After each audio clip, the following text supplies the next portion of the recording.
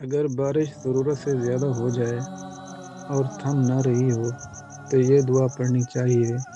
मसनून तरीका है, इंशाअल्लाह बारिश थम जाएगी। अल्लाहुम्मा हवा अलैना वला अलैना, अल्लाहुम्मा अलल अकामे वज़्ज़िराबे व बुतूनिल औदियते व मनाबितिश शजरे।